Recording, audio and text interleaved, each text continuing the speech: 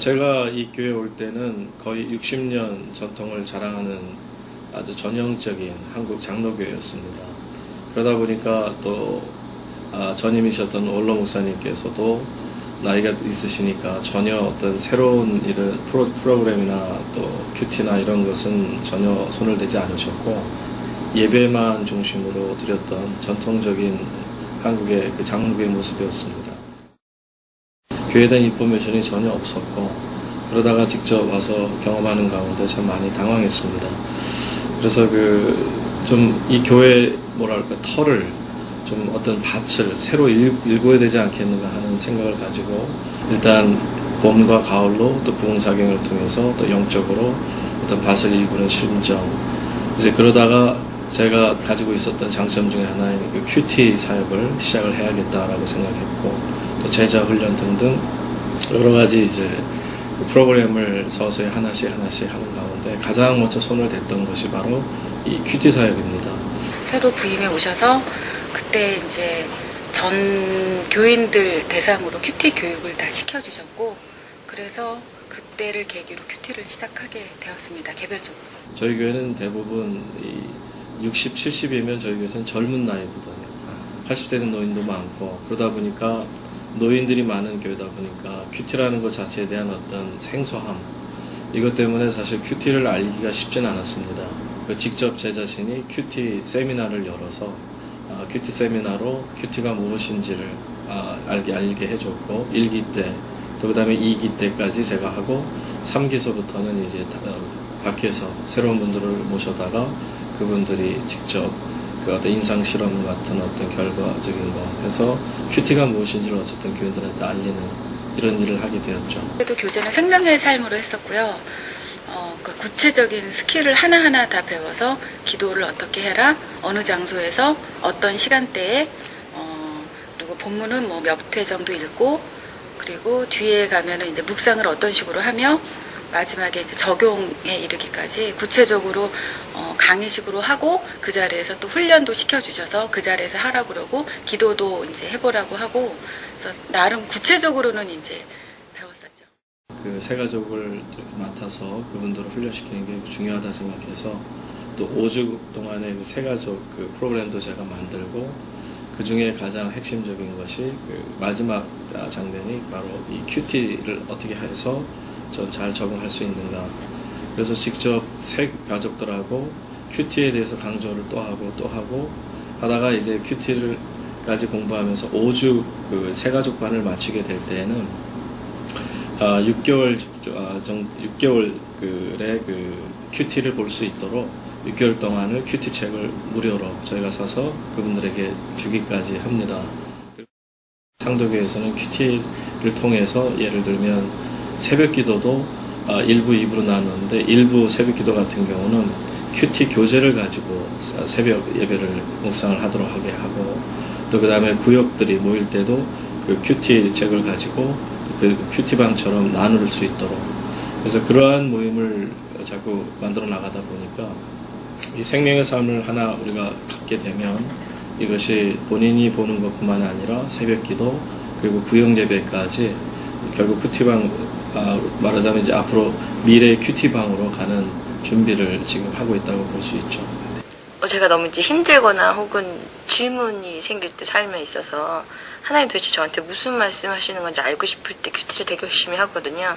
근데 이제 그러다 보면 적용하는 게 저 혼자 적용할 때는 좀 극단에 치우칠 때가 있는데 큐티 나눔을 하다 보면 제가 미처 깨닫지 못했던 본문을 통해서 다른 분들이 하는 얘기를 듣고 그래서 그럴 때마다 좀 깨닫는 것도 있고 사람들과 함께 이렇게 친해지면서 하나님 그 공동체 안에서 이렇게 나눔이 더 좋아져서 저는 큐티를 하면 나눔과 함께 하는 게 더 도움이 많이 되는 것 같아요. 제가 처음에 와서 이제 큐티 얘기를 꺼냈을 때 말씀드린 것처럼 한마디로 이해를 못했습니다. 큐티가 뭔가 그리고 두 번째는 큐티를 꼭 해야 되는가 그리고 세 번째는 그분들이 나름대로 성경을 항상 읽고 있는 분들이 많았기 때문에 또 저희 또 교회 내에서 성경 읽기 연구반 같은 게 있어서 그 주보에 나오는 거를 읽고 적어도 한 200~300분이 200~300명 이상이 그거를 교회에다가 제출할 정도로 성경을 읽는 분위기는 있었거든요. 목사가 이제 또 교회 처음 부임하게 되고 뭔가 일을 하려고 할 때 교인들은 일단 도와주고 싶어 하는 마음들이 있는 것 같습니다. 적어도 1년에 성경을 1도 또 내지는 막 5도까지 하시는 분들이 상당히 많습니다.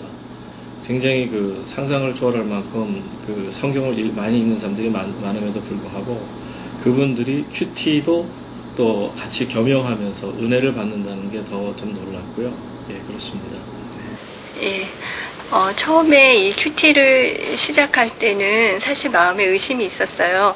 같은 본문을 가지고 많은 사람들이 하나님의 말씀을 묵상을 하는데 삶이 어떻게 다 틀린데 이 말씀을 하나님이 동일하게 하실까라는 의문점이 저한테 있었습니다. 그런데 말씀을 묵상하면서 또 이렇게 큐티방에서 말씀을 나누면서 하나님이 개개인마다 만나주시고 또 그 말씀을 주시는 게 다 틀리고 너무 개인적이라는 거에 대해서 놀랍게 생각이 들었어요. 그래서 이제 목사님 말씀을 들을 때도 분명 하나님이 저에게 말씀하시고자 하는 것이 있고 제가 마음을 활짝 열고 귀를 크게 열어서 그 말씀을 받아들이고 순종해야겠다라는 생각이 들었습니다. 사실 큐티가 어떻게 하는 건지 가르쳐는 드렸지만 직접 본인이 할 때는 그게 잘 이루어지지 않고 그냥 읽는 것으로 끝나는 정도로 있던 분들을 볼 때는 글쎄 성경 읽는 것보다는 별로 더 도움이 안 될 것 같다라고 하는 분들도 있었고 그리고 또 성경 그 내용 자체가 너무 짧다. 성경을 계속 읽어나가는 분들은 하루에도 몇 장씩 이렇게 쭉 읽어나가시는데 쭉 읽어나가시던 분이 큐티는 사실 어떻게 보면 굉장히 포즈 이렇게 딱 멈춰지는 것처럼 딱 몇 절로 인해서 그 절에 좀 더 깊숙이 들어가서 파고 들어가는 것이기 때문에 아무래도 좀 이제 그런 게 생소한 게 좀 어려웠을 것 같고요. 그러나 그럼에도 불구하고 그분들이 큐티에 손을 대고 또 그날 주시는 내가 선택한 것도 아니고 하나님이 내게 오늘 주시는 이 말씀이라고 하는 그 데일리 브레드 매일 먹는 양식을 항상 강조했고 그리고 하나님이 오늘 당신에게 말씀하시는 것을 이 큐티를 통해 꼭 들어보십시오 라고 했을 때 거기에 대해서 이렇게 순종적으로 따라준 게 감사하죠. 특별히 큰 변화를 이렇게 보자 또 얘기하자 하는 것은 쉬운 일은 아니겠지만 일단은 먼저 말씀을 드린다면 제가 볼 때 예배 분위기는 분명히 달라졌습니다. 굉장히 정적인 어떤 그런 예배 분위기였더라면 멈춰 있었던 예배라면 지금은 상당히 성도님들이 예배의 참여도가 높고 그리고 또한 예배에 대한 집중이 굉장히 좋아졌다라는 것이고 큐티를 하다 보니까 목사님 설교하시는 말씀이 그 주에 무슨 말씀일까 하는 그 말씀 자체에 굉장히 민감해지더라고요. 그리고 제가 옛날에 묵상했던 그 말씀이 딱 오늘 말씀이다 했을 때 제가 옛날에 과거에 생각했던 것들, 감동받아 은혜 받았던 것들이 저 목사님은 어떻게 이 말씀을 또 말씀으로 은혜를 주실까 이렇게 비교하면서 이렇게 듣게 되거든요. 근데 제가 느꼈던 게 아닌 또 다른 어떠한 것들을 목사님 말씀으로 통해 가지고 목사님 설교로 이렇게 또 은혜가 될 때 또 다른 내용의 어떤 것들로 다가올 때는 굉장히 또 다른 은혜가 되더라고요. 새 가족들이 결국은 큐티 교재를 받게 되니까 그것도 공짜로 일단은 교회에서 무료로 드리니까 그걸 받게 되면서 시작을 하다가 거기에서 매력을 느꼈다 하는 분들이 상당히 많아지고 있고요. 제가 큐티를 하면서 가장 바람이 있다면 제 스스로도 지금 바로 그 장면이죠. 그 큐티를 통해서 그저 지금까지 머리로만 알고 있던 어떤 신앙의